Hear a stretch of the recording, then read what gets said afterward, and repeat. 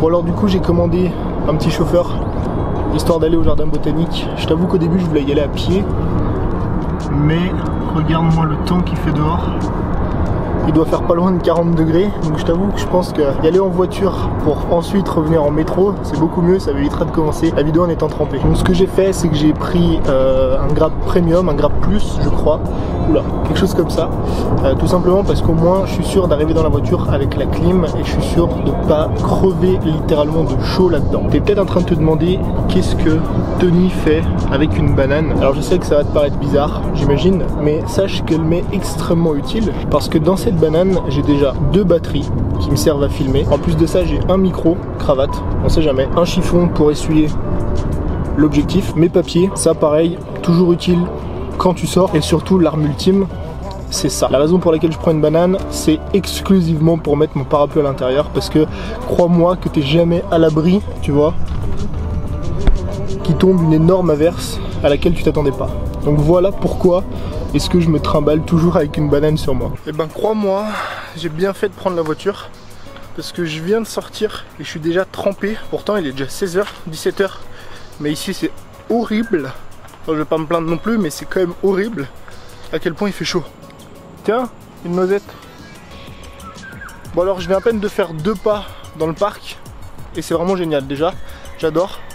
C'est extrêmement grand, extrêmement vert, il n'y a pas du tout de bruit. Là, t'as un lac, une sorte de lac, alors je vais pas me baigner dedans je te rassure, qui a l'air sympa, et juste ici en fait c'est une sorte de mini zoo. Je pense que je vais revenir 2 ou 3 fois juste ici, histoire de me balader un peu parce que c'est au cœur de Kuala Lumpur, tu y es à peut-être 10 minutes en voiture, tu peux même venir en métro si tu veux, et c'est hyper apaisant.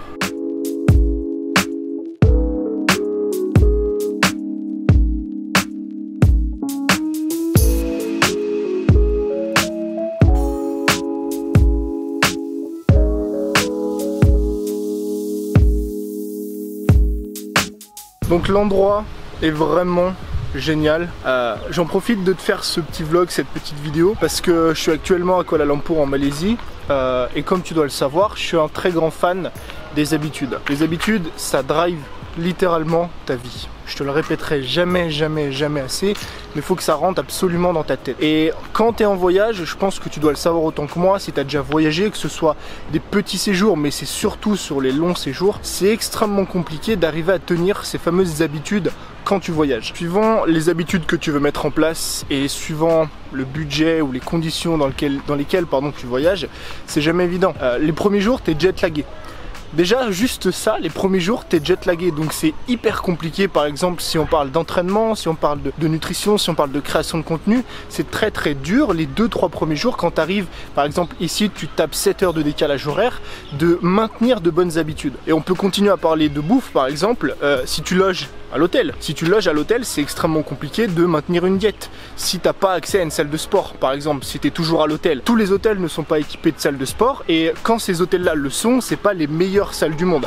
Alors certes, c'est toujours mieux que rien, mais c'est pas non plus évident de progresser, de garder cette habitude d'aller s'entraîner tous les jours si t'as pas accès à une salle de sport. Et si on parle de création de contenu, bah, c'est extrêmement compliqué aussi, suivant les conditions dans lesquelles tu travailles, d'arriver à maintenir une habitude en termes de création de contenu, que ce soit vidéo, podcast, articles, photos, ce que tu veux. Et comme je t'ai dit aussi, la longueur de ton séjour, la longueur de ton voyage, de tes vacances, va énormément affecter tes habitudes. Si tu ne maintiens pas tes habitudes pendant 2, 3, 4, voire 5 jours, supposons, je sais pas, tu partes un week-end comme ça en Europe, tu partes à Londres, tu pars à Milan comme ça, tu maintiens pas tes habitudes pendant 3-4 jours, c'est pas grave, tu vas revenir au bout de 3-4 jours, tu vas les retrouver, il n'y a aucun problème. Mais si t'es plus comme moi et que tu voyages tout le temps, tu vois, que tu voyages toute l'année, tu voyages 3, 4, 5, 6 mois par an, imagine que pendant 6 mois, tu ne maintiennes pas tes habitudes, tu vas retourner chez toi, retourner en France, tu auras énormément de mal à les retrouver ces habitudes-là. Là, ne serait-ce que moi par exemple, depuis que je suis arrivé en Asie, j'ai baissé un petit peu la publication de mes vidéos, j'ai baissé un petit peu ma fréquence de vidéos,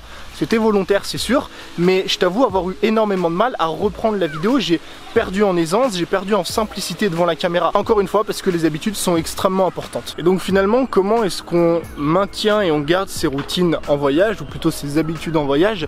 La première chose que tu peux faire, c'est tout simplement te préparer mentalement à partir en voyage. C'est te préparer mentalement et te dire ok, je vais partir tant de temps, je vais faire tel séjour, je vais partir 3-4 jours ici ou ici, je vais partir un mois ici ou ici.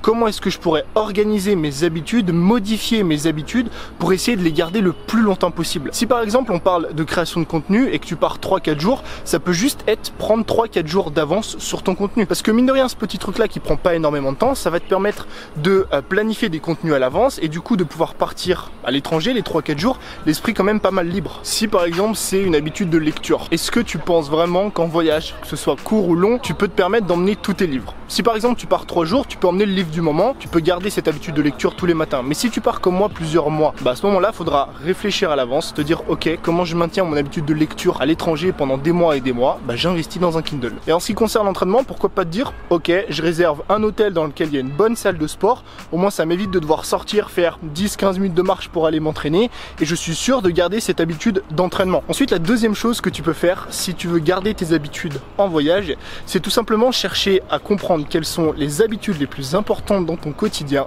et chercher à les prioriser. On a tous peut-être une dizaine d'habitudes différentes au quotidien, sauf que quand tu voyages, malheureusement, tu sais autant que moi, ces habitudes sont très difficiles à garder. Ou en tout cas, c'est très difficile de garder toutes ces habitudes en même temps. Donc ce que tu peux faire pour éviter d'être frustré et de te dire ok, je suis nul, j'arrive à maintenir aucune de mes habitudes, c'est définir 2 à 3 habitudes très importantes, les 3 habitudes les plus importantes de ton quotidien et te dire ce sont les seules habitudes que je vais garder en voyage. Parce qu'il faut quand même se l'avouer, parmi toutes les habitudes qu'on a au quotidien, chacune d'entre elles n'est pas indispensable. Et cherche à garder les 3 indispensables. La troisième étape, maintenant que tu as les 2-3 habitudes les plus importantes de ton quotidien, c'est tout simplement de te créer des habitudes de voyage. Alors qu'est-ce que j'entends par habitude de voyage? Ce qu'il faut que tu comprennes, c'est que des habitudes de même nature à la maison et en voyage ne seront jamais exécutées de la même façon. Je te le répète, les habitudes de même nature à la maison et en voyage ne seront jamais exécutées de la même façon. Ce que j'entends par là, c'est quoi?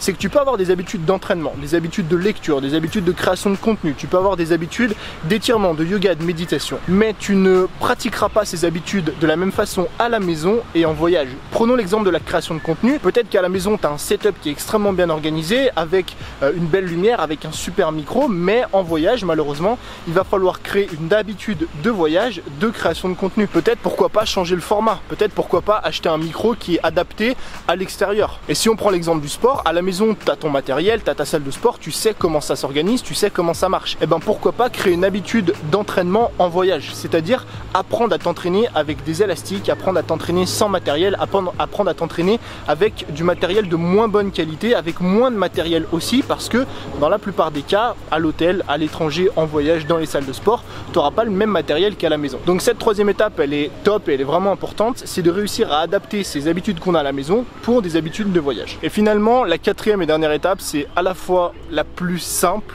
à comprendre, mais à la fois la plus importante. Je sais d'ailleurs pas pourquoi je l'ai mis à la fin, sûrement dans le cheminement de la vidéo.